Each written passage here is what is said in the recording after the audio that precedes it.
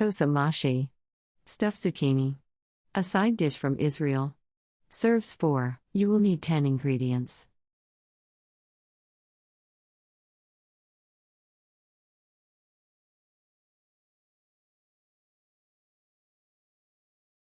Step 1. Before starting on the zucchini, place rice in a large bowl, cover generously with boiling water and set aside. Then, start to wash each zucchini thoroughly under running water, scrubbing with a cloth to get rid of any grit. To cut off the stem ends and the little circles from the opposite ends. Avoid the formation of cracks in the sides of the zucchini by gripping firmly around the opening area.